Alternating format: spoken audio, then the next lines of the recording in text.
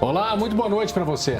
Boa noite, o Repórter Brasil começa agora. O Congresso Nacional tem votado e discutido questões polêmicas em grande volume nas últimas semanas. Estamos falando de privatização das praias, taxação de importações até $50, saidinha de presos. Enquanto isso, outros projetos importantes ficam na fila, como o que trata das cotas em concursos públicos e mais.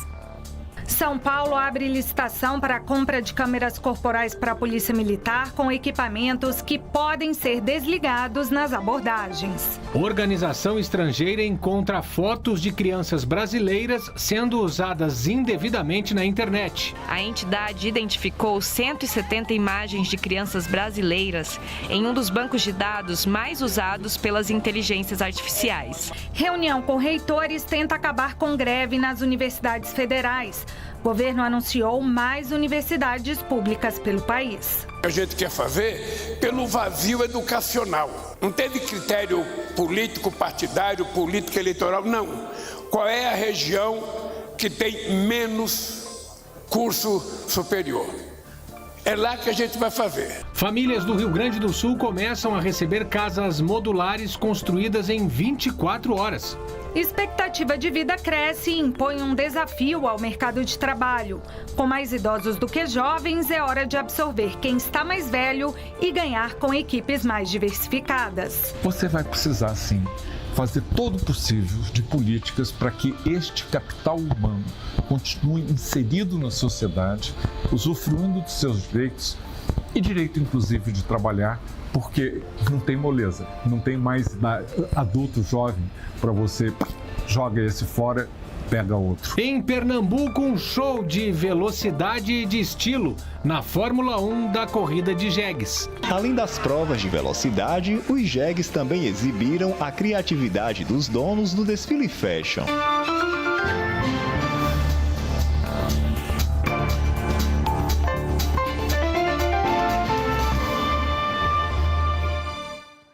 A gente começa essa edição com uma notícia triste. O governo do Rio Grande do Sul confirmou mais 2 mortes, vítimas das enchentes lá no estado. Pois é, 2 corpos encontrados no interior, um no município de Agudo e outro em Teotônia. Daqui a pouco a gente traz mais informações sobre a situação no Rio Grande do Sul, que a gente continua acompanhando.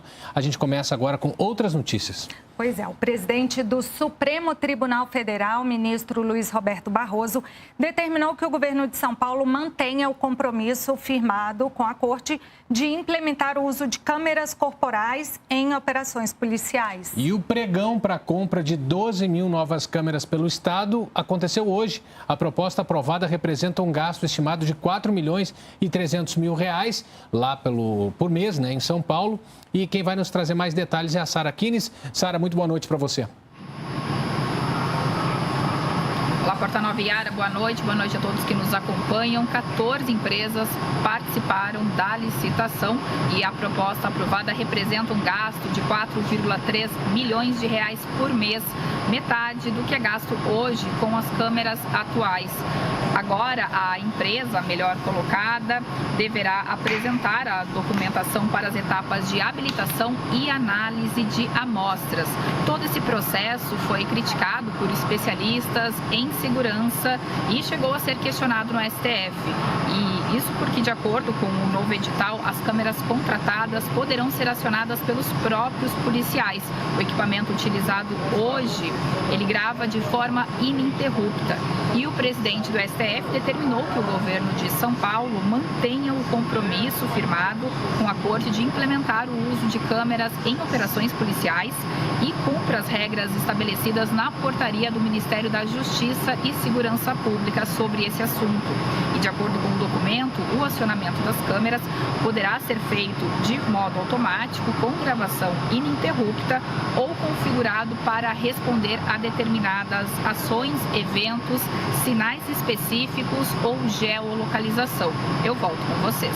Muito obrigado, Sara. Isso vai dar muito pano para manga e nessa discussão é longa e é polêmica. Mais uma, O Ministério Público Federal considerou inconstitucional o projeto de lei do governo de São Paulo que criou o Programa Estadual de Escolas Cívico-Militares. A lei estadual foi aprovada há 2 semanas, permite a mudança de gestão em escolas públicas estaduais e municipais na maior rede do país. Para o Ministério Público, a lei afronta os princípios de liberdade de pensamento e da gestão democrática das escolas.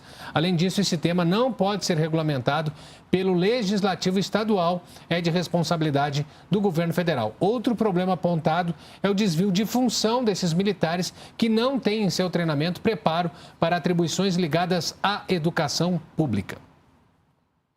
A entidade internacional Human Rights Watch revelou que fotos pessoais de crianças e adolescentes brasileiros estão sendo usadas para alimentar ferramentas de inteligência artificial.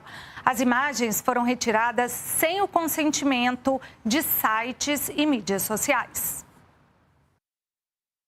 Esta imagem não é de verdade. Ela foi gerada por inteligência artificial. A chamada IA é treinada para criar situações novas e irreais com base em imagens reais. Muitas são inofensivas, mas outras podem usar o rosto de uma criança em conteúdos nocivos. Esse é o alerta feito pela Organização de Direitos Humanos Human Rights Watch. A entidade identificou 170 imagens de crianças brasileiras em um dos bancos de dados mais usados pelas inteligências artificiais. É um percentual pequeno, diante de um acervo de bilhões de imagens, mas que acende um alerta. A pesquisadora explica que essas fotos roubadas estão alimentando modelos de IA para criar deepfakes sexualmente explícitos.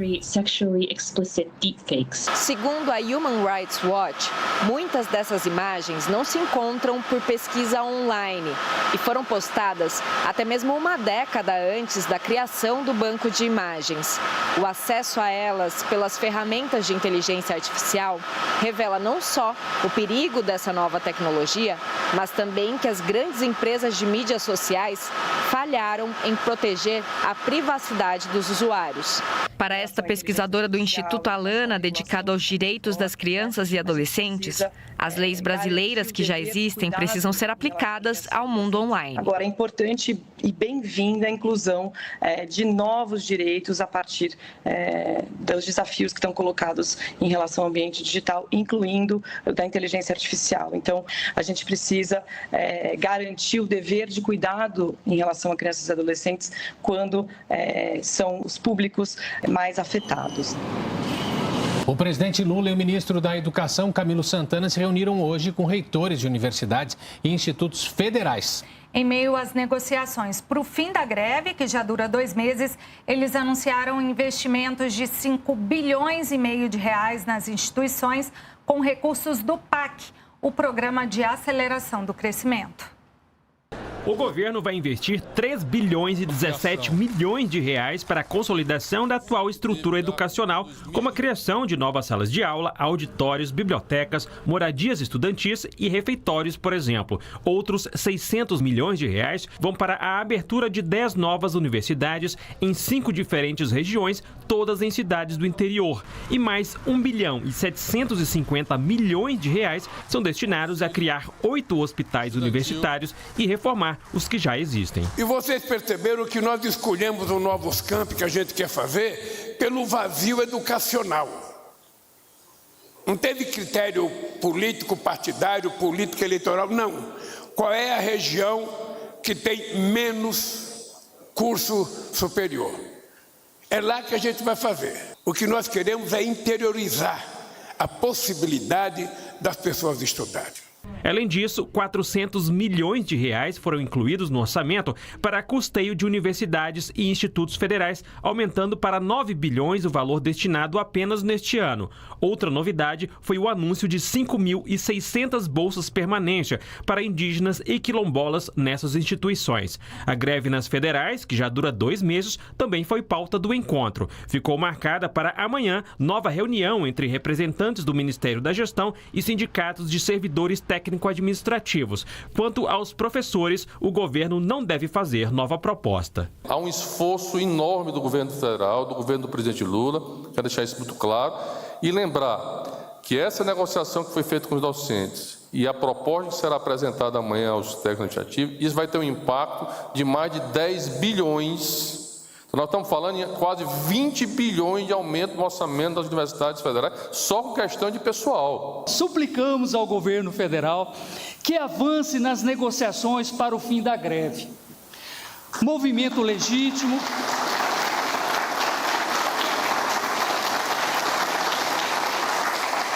Reconhecemos que é um movimento legítimo e justo, mas que já gera reflexo com o aumento da evasão escolar e prejuízos de cumprimento do calendário acadêmico. Nesse caso da educação, se vocês analisarem o conjunto da obra, vocês vão perceber que não há muita razão para essa greve estar durando o que está durando, porque quem está perdendo não é o Lula, quem está perdendo não é o reitor, quem está perdendo é o Brasil e os estudantes brasileiros. Isso tem que ser levado em conta.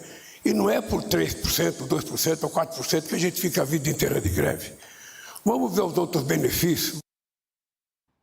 97% das crianças cearenses matriculadas no segundo ano do ensino fundamental concluíram o ano letivo em 2023 alfabetizadas. Entre os beneficiados estão o Emanuel e a Iara, que você vai conhecer agora na reportagem da TV Ceará, parceira da Rede Nacional de Comunicação Pública.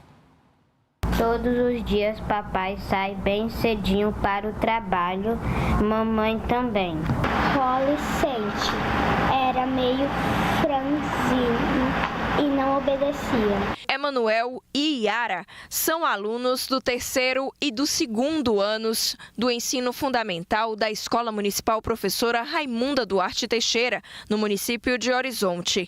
Eles sabem ler e escrever muito bem e são frutos de um trabalho que mede o desempenho dos alunos nas disciplinas de língua portuguesa e matemática. É o Sistema Permanente de Avaliação da Educação Básica do Estado do Ceará, o SPAES. Eu comecei pelas letras do alfabeto, depois pelas sílabas, depois foi pelas palavras, depois foi pelas frases, aí depois foi pelos textos, aí depois foi pelos livros. Toda essa desenvoltura dos estudantes na aprendizagem faz parte de um conjunto de ações realizadas pela escola para prepará-los não só para o SPAES, como também na trajetória escolar. Na escola, os estudantes fazem simulados com todas as disciplinas e, a partir dessas avaliações, são diagnosticadas as dificuldades e elaboradas estratégias para auxiliar os alunos. Trabalhamos com projetos, programas, ações e reforço no contraturno, atividades interventoras, grupos de estudos, simuladão. Nas turmas do 9º ano também são trabalhadas diferentes formas de ensino para auxiliar os estudantes. Bem trabalhado é um projeto da escola que é chamado Batalha do Conhecimento. Esse projeto nós jogamos desafios para eles. E esses esforços conjuntos das escolas, das secretarias municipais de educação e do governo do Ceará fizeram com que o estado tivesse bons resultados no segundo ano do ensino fundamental. É o que mostram os dados do SPAES de 2023. No resultado do ano passado, 97% das crianças cearenses que estavam matriculadas no segundo ano do ensino fundamental concluíram o ano letivo alfabetizadas. O SPAES avaliou 100% dos estudantes do segundo, quinto e 9º anos do ensino fundamental da rede pública municipal. Foram mais de 285 mil alunos, de 3.695 escolas de todo o estado. Em cumprimento a uma decisão liminar da Justiça Federal, o governo do Rio de Janeiro vai contratar 40 professores para suprir as carências nas unidades escolares indígenas do estado. Sobre esse assunto, a gente vai falar com a repórter Fernanda Cruz, que tem mais informações. Fernanda, boa noite. Muito boa noite, Yara. Boa noite, Porta Nova, e a todos que nos acompanham. Esses estudantes estão sem aulas desde o final de 2023 porque os professores não tiveram os seus contratos renovados. Eles são de 4 aldeias indígenas Guarani, nos municípios de Angra dos Reis e Paraty. O Ministério Público Federal havia ingressado com uma ação civil pública na Justiça Federal que determinou a contratação imediata desses profissionais, mas como não houve o cumprimento cumprimento dessa decisão, o governo aqui do Rio de Janeiro foi multado em R$50 mil. Agora, 40 professores serão contratados e eles vão atuar no ano letivo de 2024 e 2025, metade deles para o início do ensino fundamental e a outra metade para o final do ensino fundamental e para o ensino médio. De acordo com a Secretaria Estadual da Educação, foi montado um cronograma de reposição das aulas que foram perdidas nos primeiros meses de 2024. E também o governo estadual diz que os trâmites para a contratação, para o edital de contratação desses professores deve sair o quanto antes. Eu volto com vocês no estúdio. Obrigada, Fernanda. Ao analisar evidências, especialistas estimam que os povos originários brasileiros ocuparam o litoral do Rio de Janeiro cerca de 7 mil anos atrás. Uma pesquisa recente encontrou 3 novos sítios arqueológicos de ocupação humana na região de Niterói, que podem ajudar a esclarecer o passado do Brasil. A história dos povos originários do Rio de Janeiro está sob os pés de quem caminha por este terreno em Cambuinhas, em Niterói, região metropolitana do Rio. Os olhos treinados dos arqueólogos enxergam materiais que provavelmente foram usados há milhares de anos. São artefatos líticos, conchas, ossos, que compõem o recém-descoberto sítio arqueológico Lagoa de Itaipu. Principalmente quando a gente está falando do estado do Rio de Janeiro, a gente tem datas que vão de 7 mil anos, caso do Camboinhas, até por volta de 1.500 anos atrás. Então, 1.000 anos antes da invasão europeia. O sítio arqueológico foi identificado em uma área do bairro que está em expansão imobiliária. Além do sítio Lagoa de Itaipu, arqueólogos do Núcleo de Pesquisas Arqueológicas Indígenas, o NUPAI, vinculado à Universidade do Estado do Rio de Janeiro, identificaram outros 2 locais de interesse, os sítios Sururu Pequeno e Jacuné. No sítio Lagoa de Itaipu, nós identificamos uma população que é pescadora, coletora e também horticultora. Em outros casos, nós encontramos também sítios arqueológicos que a gente consegue relacionar o trabalho de plantas dessas pessoas, né? A gente encontra uma diversidade de conchas de moluscos esses, né, que eram utilizados principalmente então como material construtivo para a construção desses montículos, né, desses montículos funerários que estão relacionados aos sambaquis. Os sambaquis são formações encontradas na costa do Brasil. São estruturas funerárias e é característico a presença de conchas. Há pouco mais de 2 anos, os arqueólogos fazem trabalhos de campo para o recadastramento de sítios arqueológicos registrados desde a década de 1970 no IFAM. A partir deste trabalho, os pesquisadores identificaram as outras áreas de interesse arqueológico na região. Em 2021 foi quando a gente teve, na verdade, uma primeira movimentação de que seria construído um prédio sobre o sítio. Nisso a gente decidiu, né, falou assim, a gente precisa de fato fazer uma pesquisa de recadastramento, organizar essa informação direitinho e atualizar no banco de dados do IFAM. Recentemente, 26 peças encontradas durante o recadastramento do Sambaqui de Camboinhas foram levadas para datação no Laboratório de Radiocarbono da Universidade Federal Fluminense. São peças de carvão, conchas e ossos humanos e de peixes.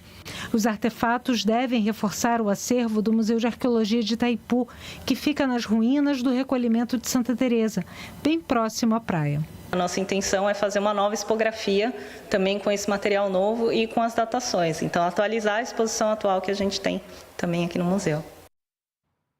No próximo bloco, a gente vai falar sobre a lei de cotas raciais em concursos públicos que tramita ou não tramita, né, no Congresso Nacional. Em 2 minutos.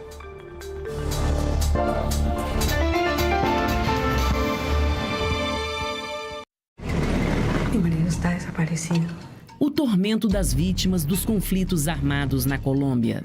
Vocês querem ir para o Brasil?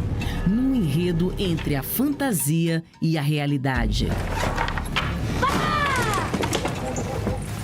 Pero desde el momento en que murió mi padre en manos de ellos, ese día fallecí yo también. Los Silêncios, hoje, 9 da noite.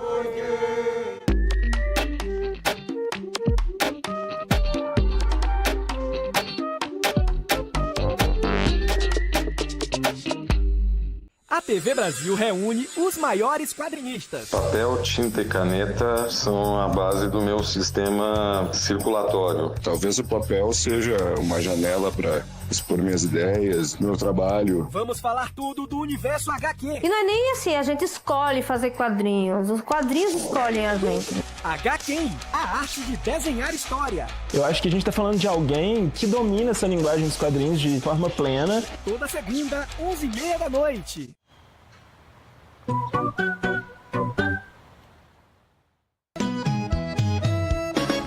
Em junho tem Arraiá Brasil. Vamos curtir as maiores festas de São João do país ao vivo. Começamos em Caruaru, Pernambuco. Anarie! Da Paraíba, a beleza de Campina Grande. A tradição em Mossoró, no Rio Grande do Norte. Os festejos em Salvador e Amargosa, na Bahia. O Balancê em Aracaju, Sergipe.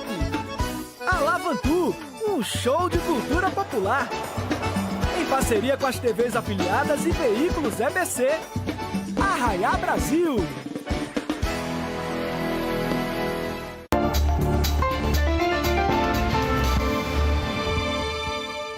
O ministro da Fazenda, Fernando Haddad, vai negociar diretamente com o Congresso sobre a medida provisória que limita as compensações do PIS e da COFINS. Assunto difícil, mas assunto importante. Que vai trazer os detalhes para a gente é a Bruna Sanielli, que está ao vivo. Bruna, muito boa noite para você.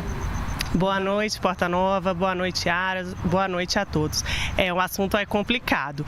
O presidente Lula fez essa reunião mais cedo, aí foi a segunda reunião de coordenação política e contou com a participação dos ministros, os principais ministros, entre eles o ministro da Fazenda, Fernando Haddad, e também de líderes, tanto os líderes do governo na Câmara quanto no Senado. O Lula retomou essas reuniões que ele já havia feito nos outros governos, mas ele retomou agora porque o governo teve uma série de derrotas aí no Congresso nas últimas semanas. E o foco do governo são as pautas econômicas, em especial a aprovação da reforma tributária. E semana passada o governo divulgou aí, anunciou essa medida provisória 1227, que ela falava da compensação dos créditos tributários por meio do PIS/COFINS para as empresas.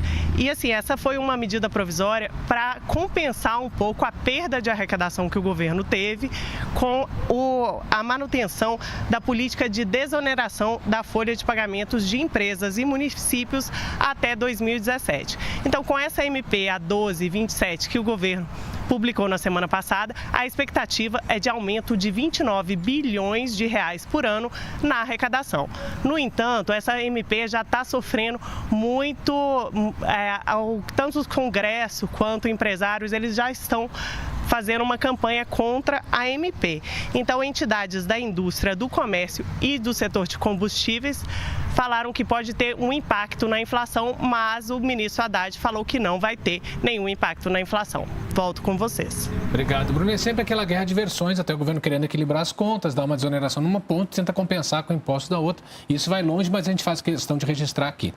Bom, do Executivo a gente fala agora do Legislativo, volta a falar de Congresso. Vários projetos importantes para a sociedade aguardam discussão no Congresso Nacional, enquanto temas polêmicos estão sendo pautados. Na fila, por exemplo, de espera está a renovação das cotas para negros em concursos públicos e está aguardando votação na Câmara dos Deputados.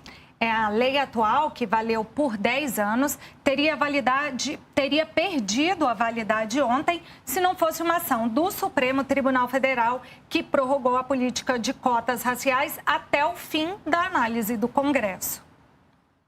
Derson é servidor da Escola Nacional de Administração Pública há 8 anos.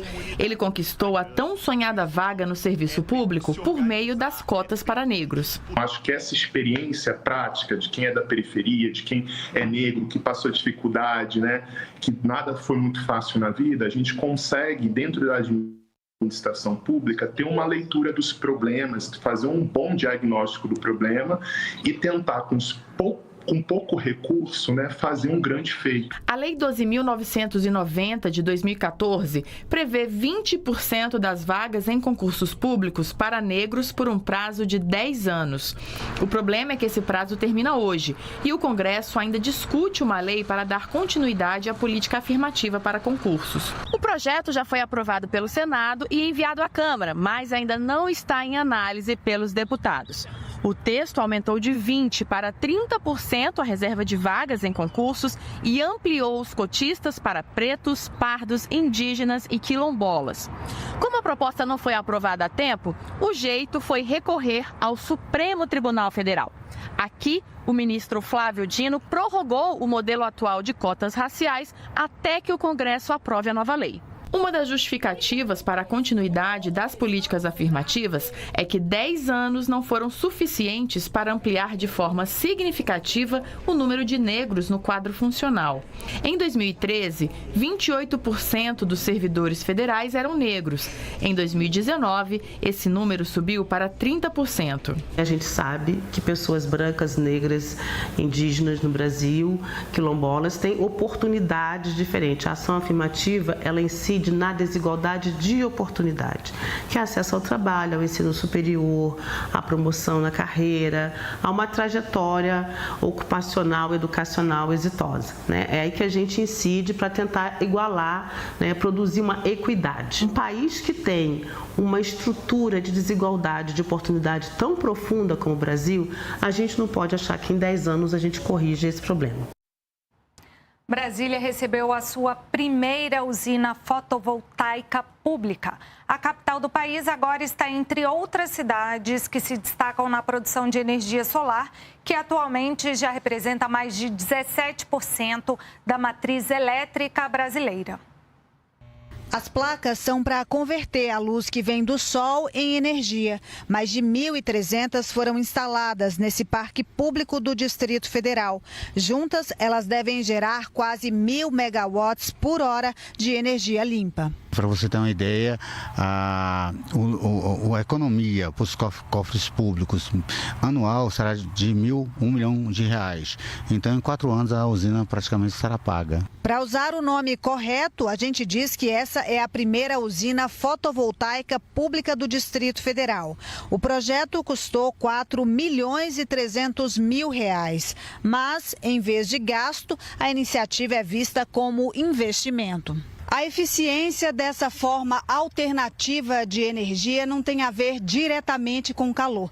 Quanto mais luz vinda lá de cima, maior a capacidade de produção. O Distrito Federal, assim como todo o centro-oeste brasileiro, está numa posição privilegiada. Aqui, o sol brilha pelo menos 6 meses do ano.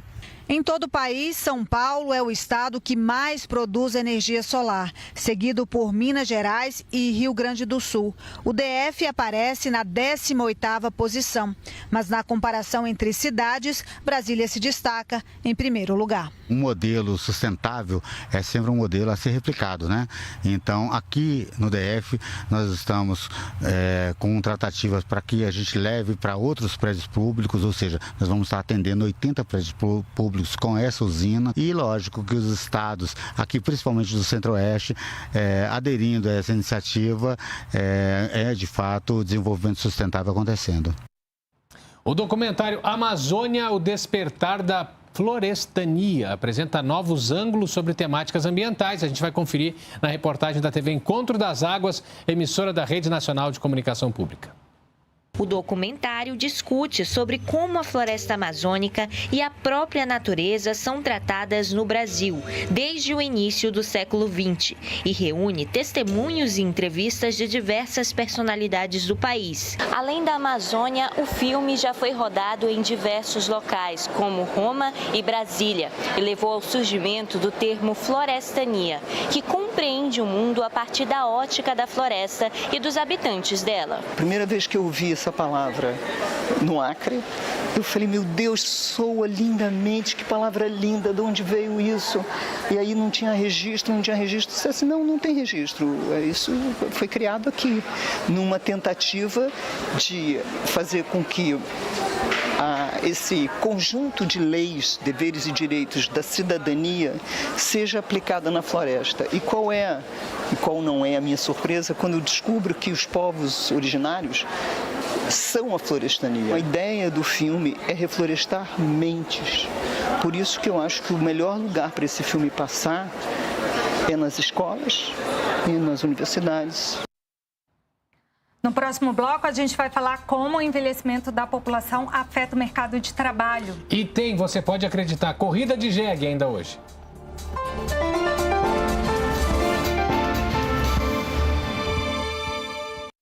Todas as facções do tráfico no Brasil inteiro nascem no cárcere. A milícia não nasce no cárcere, a milícia nasce no palácio. Uma vida marcada pelo enfrentamento ao crime organizado foi o responsável por expor ao país a palavra milícia. É hoje o atual presidente da Embratur com vocês, Marcelo Freixo. Nós arrecadamos em 2023 o melhor resultado do turismo internacional de todos os tempos. Terça, 11 da noite, Dando a Real comigo, Leandro Demore, na TV Brasil, a tela da gente.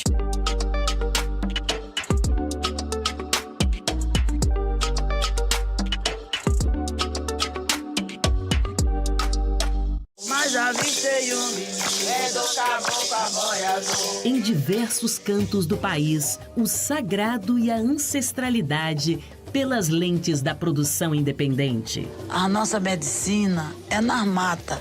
E a gente aprende com quem? Com os pais, né? Já vem de lá. Mulheres da terra e das águas. Eu sou filha nativa. Eu nasci aqui e me criei aqui. Lutas e conquistas. Vou me amar do jeito que eu sou, do jeito que eu nasci. Natureza Feminina, toda quarta, 11h30 da noite.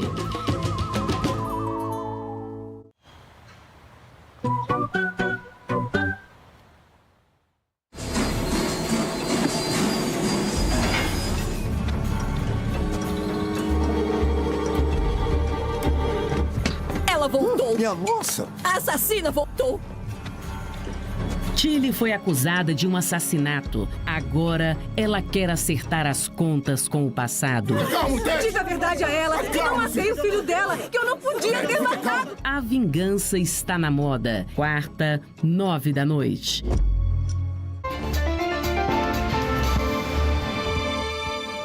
A gente volta com o noticiário internacional. O ministro israelense renuncia ao gabinete de guerra.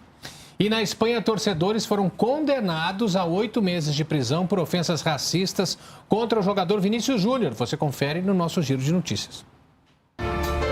Os 3 torcedores do Valência foram considerados culpados de crime contra a integridade moral, com agravante de discriminação por motivos racistas. Na Espanha, não existe o crime de racismo e penas menores que 2 anos por crimes não violentos também não costumam obrigar os condenados a ir para a prisão. Mas a promotoria considerou a condenação uma vitória, já que é a primeira vez que torcedores recebem pena por atos racistas no país. O caso ocorreu em maio do ano passado, em um jogo entre o Real Madrid, time de Vinícius Júnior, e o Valência. Na ocasião, eles chamaram o jogador de macaco. Vini Júnior comemorou a decisão e disse que a condenação não é por ele, e sim por todos os pretos. O ministro israelense Benny Gantz renunciou ao gabinete de guerra e ao governo de emergência do primeiro-ministro Benjamin Netanyahu. O anúncio foi feito neste domingo. Gantz havia dado um prazo até 8 de junho para que Netanyahu apresentasse um plano para Gaza no pós-guerra, o que não aconteceu. Com a saída dele, Netanyahu perde o apoio dos centristas, mas permanece com a maioria no parlamento, já que tem apoio da direita e da extrema-direita. Pesquisas de boca de urna na eleição para o Parlamento Europeu indicam que o bloco de centro-direita conseguiu se manter como maioria. Em alguns países, a extrema-direita teve avanços na representação junto à União Europeia. Foi o caso da França, onde o resultado da eleição regional fez o presidente Emmanuel Macron antecipar eleições parlamentares internas. Eleitores nas 27 nações que fazem parte da União Europeia foram às urnas ao longo dos últimos 4 dias escolher os representantes de seus países no Parlamento Europeu. O Partido Popular Europeu de centro-direita não só permaneceu o mais votado, como cresceu em número de assentos. E a coligação formada por ele, com partidos de centro e centro-esquerda, manteve a maioria na casa. Hoje ocupam 417 cadeiras do total de 705 e projeções indicam que devem conquistar 407 assentos no parlamento, que foi expandido para 720 vagas. O novo parlamento toma posse em 16 de julho. 2 dias depois, os eurodeputados já vão exercer uma das suas principais atribuições, a escolha da presidência da Comissão Europeia, o braço executivo do bloco, cargo atualmente ocupado pela alemã Ursula von der Leyen. Em um evento nesta segunda-feira, ela disse que vai buscar renovar a aliança com sociais-democratas e liberais para se manter no poder. Em alguns países, legendas de extrema-direita obtiveram resultados expressivos. Na Itália, o partido ultraconservador da primeira-ministra Giorgia Meloni ficou em primeiro lugar, com cerca de 28% dos votos. Já o Alternativa para a Alemanha, designado como grupo suspeito de extremismo pelas autoridades alemãs, deve ficar em segundo lugar, à frente dos sociais-democratas do já enfraquecido chanceler Olaf Scholz. Mas foi na França que o resultado da eleição europeia provocou a maior reviravolta. O partido da ultranacionalista Marine Le Pen obteve cerca de 32% dos votos, mais que o dobro dos 15% do partido do presidente Emmanuel Macron. Diante do resultado, Macron dissolveu a Assembleia Nacional e antecipou eleições parlamentares internas para o próximo dia 30. A ascensão dos nacionalistas, dos demagogos, é um perigo para a nossa nação, mas também para a nossa Europa, para o lugar da França na Europa e no mundo, disse ele. Ao comemorar o resultado e o anúncio de Macron, Marine Le Pen disse que está pronta para governar. De volta ao Brasil, um grupo de empresários pensou em uma solução para doar uma moradia digna para quem perdeu tudo nas enchentes do Rio Grande do Sul. Em São Leopoldo foi entregue a primeira unidade do projeto Casa Urgente. São habitações modulares de construção bem rápida e de baixo custo. Elas moravam ali. O que sobrou da construção está condenado. E o que tinha dentro, a família está catando na vizinhança para tentar salvar alguma coisa. O mato nos fundos ainda tem água e é um parque natural onde passa o Rio dos Sinos. Foram muitas enchentes, mas dessa vez foi avassalador para a mãe solo, que cria ali 4 dos 9 filhos, a nora e um neto. E eu chorava e não mostrava para eles não ver que eu estava, né? Ficava horas assim, não dormia de noite, pensando o que eu vou fazer, como é que eu vou começar de novo, porque eu já tinha perdido o ano passado tudo, né? E foi muito difícil. Eu sou muito guerreira, todo mundo que me conhece sabe que eu luto pelos meus filhos, né? Só que hoje não é dia de falar do que passou. Tá todo mundo esperando um caminhão que traz sonhos. Na primeira vez que a Aline caminhou por essa rua ainda alagada, ela conheceu a Eliane. Deu a ela doações, como fez com dezenas de famílias, mas dessa vez bateu fundo. E a voluntária mobilizou ainda mais amigos e buscou parcerias para mudar a vida dela. Tem muita gente que faz parte disso, dessa concretização de dar uma casa aí para Eliane. Há um pouquinho de dignidade, né? A gente vê que ela tem um carinho enorme pelas crianças e um cuidado com eles. Então, assim, nada mais justo que ajudá-la a alcançar esse sonho, né? E a vontade de ajudar encontrou uma solução em andamento. A Casa Urgente. Quem está lá no abrigo ou quem perdeu a sua casa, ela tem pressa e tem urgência de voltar para sua casa. Mas e cadê a casa? Não existe casa. Então a gente trouxe uma solução para o mercado. Ela tem todas as características de uma casa, todas as normas que uma casa precisa para ser construída, a construção modular também tem. Então ela é uma casa definitiva. O projeto foi feito todo com móveis sob medida para ocupar bem o espaço. Essa unidade aqui tem 15 metros quadrados e custa R$ 29.900. Mas o Casa Urgente tem outras unidades de até 3 dormitórios. A gente fez um valor especial, então a gente está abrindo mão de praticamente 50% do nosso lucro de uma forma social para ajudar nesse momento agora. E a emoção para entrar na casa nova? O que eu mais gostei foi o gatinho e o chuveiro. E o chuveiro? O chuveiro ficou bonito. Teus irmãos vão gostar? Uhum. Sim? Vai ter festa nessa casa? Sei. Pela primeira vez na vida, ela tem uma chave na própria casa. Outra casa, outra vida. Eu vou cuidar muito, muito, muito. Um dos símbolos da reconstrução de Porto Alegre, o mercado público já tem previsão para reabrir. O segundo piso deve voltar a funcionar já na semana que vem. Em 154 anos de existência, o mercado público já passou por diversos problemas. A enchente de 1941 foi um dos maiores, só superado pela inundação deste ano, que deixou 142 lojas, bancas e restaurantes totalmente fechados desde o início de maio. Agora, os comerciantes se preparam para retornar, limpando tudo e dando os últimos retoques. Muitos estão ali há várias décadas. Eu vim em 1975 para cá. A pandemia eu achei que ia ser a pior coisa, claro que na pandemia foi perdido muitas vidas e tal, né? Mas comercialmente essa aqui derrubou tudo, né? Destruiu tudo. Esta banca, a número 1, vende artigos religiosos desde o tempo da escravidão. Minha filha ligou, diz, olha pai, tá subindo água e pediram para nós fechar. Digo, salva o que puderem. Aí tiraram a mercadoria que puderam, as imagens maiores e os produtos de maior valor conseguiram colocar no depósito. O mercado público não é apenas um ponto de comércio, mas tem um lugar especial no coração dos gaúchos, que vêm aqui desde pequenos, em uma tradição que passa de geração em geração e que tem agora, na reconstrução, o seu maior desafio. O secretário de Administração e Patrimônio da Prefeitura prevê a reabertura parcial do mercado na próxima semana. Nós fizemos no último final de semana a detetização e a desratização de todo o mercado. A partir de agora, a gente vai fazer isso em todas as lojas do mercado público, para que não paire nenhuma dúvida sobre a questão sanitária do mercado. Em julho, as lojas do primeiro piso já começarão a reabrir de uma forma mais contínua. Mas antes disso, o segundo piso deve abrir. Os proprietários de veículos que tiveram perda total por causa das enchentes no estado podem pedir a devolução de uma parte do IPVA. E a gente vai para Porto Alegre agora conversar ao vivo com Vladimir Platonov. Vladimir, muito boa noite para você. Boa noite, Porta Nova. Boa noite, Yara, a todos e a todas. Para receber de volta parte do IPVA, primeiro é preciso dar a baixa definitiva do veículo no Detran. Quem não souber o paradeiro do veículo deve fazer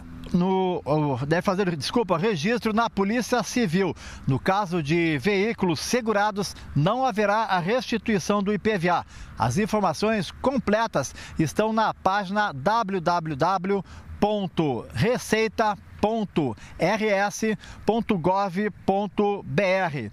Repetindo, eu errei o site, é www.fazenda.rs.gov.br. Este é o endereço correto. E antes de solicitar a restituição do IPVA, o veículo deve estar baixado por perda total. Após finalizar a baixa, os proprietários devem fazer a solicitação online à Receita Estadual. O ressarcimento será feito via Pix, desde que a chave do Pix seja o CPF do proprietário. E mudando de assunto, vocês podem ver, estou aqui na beira do Guaíba, está uma noite agradável, temperatura amena, mas nós teremos mudanças nos próximos dias. Vamos saber os detalhes com a Lara. Boa noite, Lara. Boa noite, Guilherme, boa noite a todos. Já estou aqui para a gente falar de previsão do tempo, Vamos lá, ali onde o Vladimir está, era água no pescoço há 15 ou 20 dias. Mas vamos lá, o que vem por aí? Bom, a gente vem de 2 semanas, né? A semana passada e essa semana de tempo firme, mas já tem uma preocupação. A Defesa Civil do Rio Grande do Sul já vem alertando para a volta da chuva. Vai vir mesmo uma chuva aí, sexta para sábado, mais para o fim de semana. Então, uma frente fria deve trazer chuva de novo. Só que aí, como a gente vem dessas 2 semanas de tempo firme, o cenário deve ser diferente, nada para a gente ficar alarmado ainda. chuva. Perfeito. Por mais que tenha ali um ou outro ponto de alagamento, nada como a gente viu no final de abril para o início de maio. Nem parecido. É isso aí, mas vamos para o mapa aqui para dar uma olhadinha também no restante do país. A gente tem já aqui no extremo sul gaúcho uma chuva amanhã, mas uma chuva isolada. Chove forte mesmo ali na faixa norte, ainda no litoral do Nordeste. E a gente segue com aquela grande área aqui de tempo firme e tempo seco também. Agora, nessa área, você vem acompanhando aqui comigo. Sim. Muito calor também. Muito calor e nada daquele frio do inverno chegando ainda, porque tem temperaturas que baixam bastante. Isso mesmo. Região central do Brasil, mas por enquanto só calor. Por enquanto só calor. Então, na véspera do inverno, agora sim o IMET, o Instituto Nacional de Meteorologia, confirma que vem aí uma onda de calor. Vamos para o outro mapa para a gente dar uma olhadinha aqui, que já está em alerta agora. Alerta, então, para Mato Grosso do Sul, São Paulo e para o Paraná. Isso por enquanto, hein? São 423 cidades aqui nessa área de alerta, o que significa que de hoje até quarta-feira a temperatura deve subir pelo menos 5 graus nessa área. Onda de calor, então, nessa região pequenininha aí no mapa comparado, quer dizer, não é tão pequena assim, mas em termos de mapa Mas isso ainda pode aumentar, a gente vai ficar de olho para confirmar, né? O que mais? Vamos ver as temperaturas, então, para a gente ter uma ideia de como é que fica amanhã. Interior de São Paulo, interior não, mais pro oeste de São Paulo, 33 amanhã. Já no Paraná, 33 graus também, você vê a probabilidade de chuva, zero. Umidade do ar super baixa, 20% no meio da tarde. E também Mato Grosso do Sul pode chegar a 36 graus também, sem chance de chuva por enquanto. E aí, com mais temperatura, evapora mais, por isso 20% de umidade. Exatamente. Era São isso? Os destaques de hoje, então. Valeu, obrigado, Lara. Até amanhã. Yara, com você. 30 milhões de brasileiros têm 60 anos ou mais. Esse número deve aumentar nos próximos anos, o que levanta preocupações sobre como lidar com o envelhecimento. E um dos desafios dessa parte expressiva da população é o mercado de trabalho. Se os trabalhadores mais velhos precisam se manter atualizados, por outro lado, as empresas devem saber como aproveitar melhor a experiência deles. É o que a gente vai ver na primeira reportagem da série O Tempo Não Para.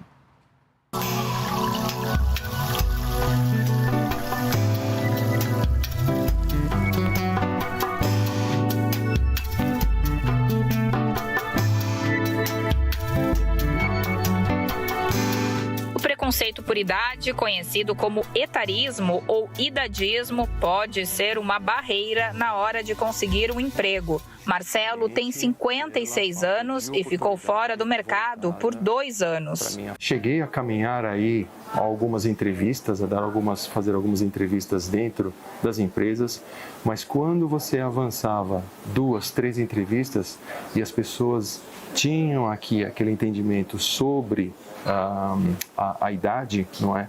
Eu percebia que existia, assim, uma certa resistência na contratação devido à idade. A população brasileira está envelhecendo e a força de trabalho também está ficando mais velha. Segundo o IBGE, em 17 milhões de famílias, a pessoa responsável pelo sustento tem mais de 60 anos. E com menos gente nascendo, a pirâmide da faixa etária se altera, com menos jovens adultos na base e mais idosos no topo. A colocação de pessoas mais velhas no mercado de trabalho ganhou importância maior depois da reforma da Previdência, em 2019, que estabeleceu mais exigências para a aposentadoria. Isso acaba comprometendo, porque ela sai do emprego, fica desempregada, e até ela atingir essa idade, esses requisitos, ela fica muito tempo sem contribuir. Eu tenho percebido aqui na minha experiência que os segurados estão ficando desempregados e a aposentadoria chegará daqui a 8, 9, 10 anos. Este médico especialista em envelhecimento explica que o país terá que pensar políticas públicas para inserir e manter a população idosa trabalhando. Você vai precisar, sim, fazer todo o possível de políticas para que este capital humano continue inserido na sociedade, usufruindo de seus direitos e direito, inclusive, de trabalhar, porque não tem moleza, não tem mais adulto jovem para você joga esse fora, pega outro. Vão ser obrigados, pela força da demografia, a nos valorizar mais. Com a ideia de facilitar oportunidades de emprego para quem tem mais de 50 anos, o Morris criou uma empresa que faz a ponte entre o empregador e o candidato. A gente atrai assim as empresas, querendo saber mais sobre isso e também percebendo que essa mudança demográfica é um assunto estratégico para eles. E aí a gente mostra para essas empresas que a gente tem uma base enorme de pessoas 50 mais qualificadas no Brasil inteiro, que estão super aptas a trabalhar com eles. Marcelo conquistou uma vaga nesta empresa por meio de um programa que recruta pessoas com mais de 50 anos. Vendo o quanto essas pessoas que vieram através do programa 50 mais têm feito a diferença para nós nas posições das quais elas integraram na companhia, isso fez toda a diferença em trazer oportunidade de recrutar pessoas 50 mais para todas as outras oportunidades da empresa. Amanhã, na série O Tempo Não Para, vamos falar sobre políticas públicas para o idoso em relação aos cuidados de longa duração. Bom, vamos falar agora de São João de Caruaru, em Pernambuco, que segue animado. É o maior São João de Caruaru do mundo. Apenas nesse fim de semana, mais de 150 mil pessoas passaram lá pela festa. Vamos conferir na reportagem da Pref TV, emissora da Rede Nacional de Comunicação Pública. Conhecido mundialmente por ser a capital do forró, Caruaru tem vivenciado dias de muita festa com a chegada do São João. É só andar pela cidade para perceber que a melhor época do ano chegou. Por todo lado tem bandeirinhas, balões e fogueira. Este ano são 72 dias de festa nos 27 polos de animação. A cultura popular de Caruaru está fortalecida no aumento dos seus cachês, nas ativações que são feitas aqui na Vila Cenográfica, na estação, respeitando as tradições. Tudo foi montado, pensado para o artista de Caruaru. O São João de Caruaru não é apenas festa e forró. Neste período, o município recebe quase 4 milhões de turistas, movimentando aproximadamente 700 milhões de reais. A gente espera aqui em Caruaru quase 4 milhões de turistas aqui no nosso município, um giro na economia de mais de 700 milhões. Então, isso aí é que faz a força de Caruaru, do país de Caruaru, recebendo aí com braços abertos todos os turistas. No município, a festividade começou bem antes, em abril, com o São João na Roça. E essa antecipação fez o período junino ficar mais aquecido. A rede hoteleira está com quase 100% da sua ocupação. É um mês muito aquecido, né? Principalmente nos finais de semana, e agora que antecede a festa de São João, o dia de São João, vai se aumentando a procura. E claro que quem vem a Caruaru não pode deixar de provar a nossa culinária. Estou no restaurante que fica localizado na Feira de Caruaru, bem movimentado aqui o local, e geralmente as pessoas procuram bode assado, sarapatel, a buchada, que é uma comida bem regional aqui do Nordeste. Estou aqui com o proprietário, né, do restaurante. Então, o mês de junho é considerado para vocês o de maior movimento aqui, não é verdade? Correto. O junho pra gente, a gente sempre fala, é 2 de dezembro pra gente aqui, né? É um mês de expectativa, muito turismo na cidade, né? O turista, quando vem de fora, ele quer provar da nossa culinária, a comida tradicional, buchada, um bodezinho assado, sarapatel, não pode faltar, né? Então, você que está vindo de fora, venha conhecer nosso restaurante que fica aqui na Feira de Caruaru, provar da nossa comida aqui, uma comida regional e de ótimo sabor. Pareceu bom.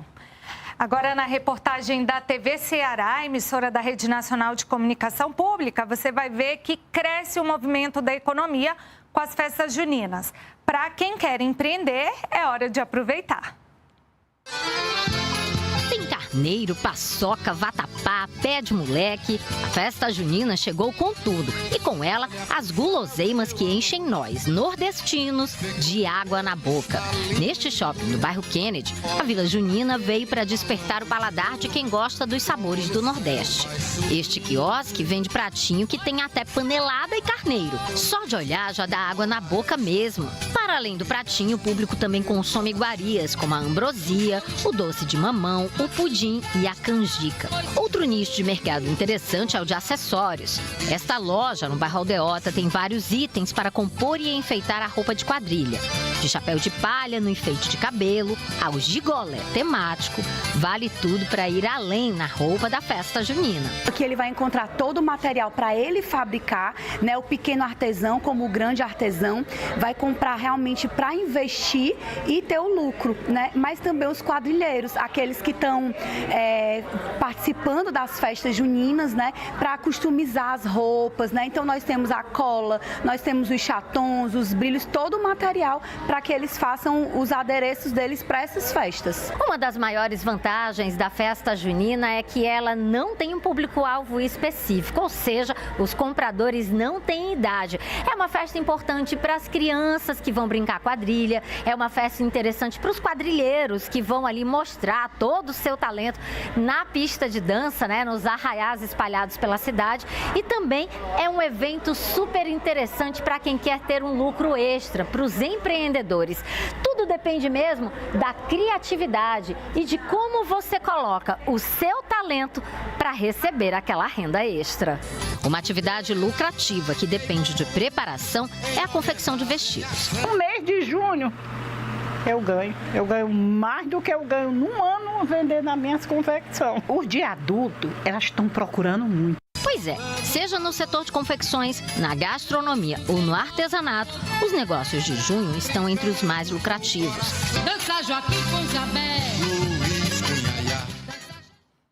Bom demais. Agora, vamos, prepara aí. A Gecana do Capim já faz parte do calendário junino de Petrolina, sertão de Pernambuco. A festa completou 51 anos, tem o objetivo de preservar a vida do jegue, animal presente no Nordeste.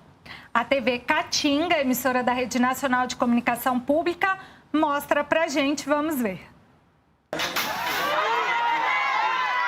Ao darem a largada, os jumentos invadiram a pista e animaram a torcida. Muito bom estar participando dessa festa aqui no Capim.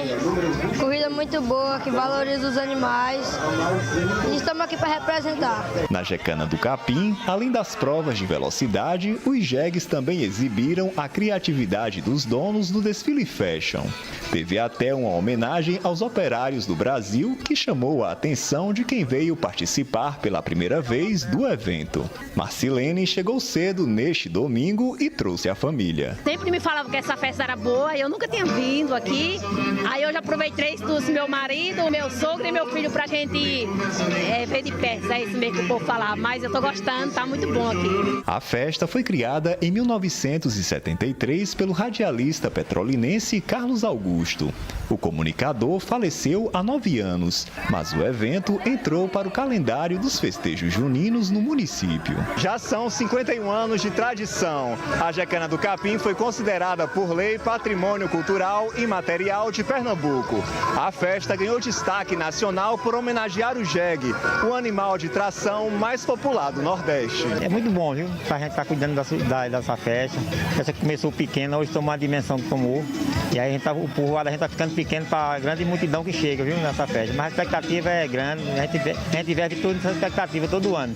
Chegar o mês de junho para esperar a festa. Foram 3 dias de programação no distrito do Capim, que fica a 20 quilômetros de Petrolina, no sertão de Pernambuco. Além da corrida de jegues e do desfile fashion, a festa também contou com premiações e muito forró. Ronaldo veio acompanhado da namorada.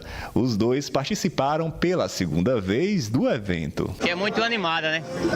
É bom eu participar muito várias e várias vezes, né? Continuando sempre, né? Que o jegue é o símbolo do sertão, né? Do nosso sertão aí.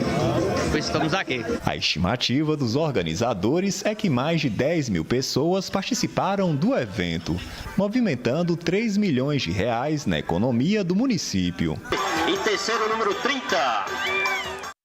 O número 30, para você ver como tem jegue inscrito nessa prova, um negócio espetacular. Fantástica a prova aí, bacana pela região também, cultivar a cultura, né? Exatamente. Que é movida lá no lombo do jegue também. Bom, estiveram hoje com a gente os intérpretes de Libras José Carlos e Lorene Costa. O Repórter Brasil termina aqui. Uma boa noite para você. Você fica com imagens ao vivo da reprodução da bandeira do Rio Grande do Sul, uma homenagem em um shopping na Zona Sul de Porto Alegre, bem na beira do Guaíba. Ótima noite, boa semana, até amanhã aqui às 7. Tchau.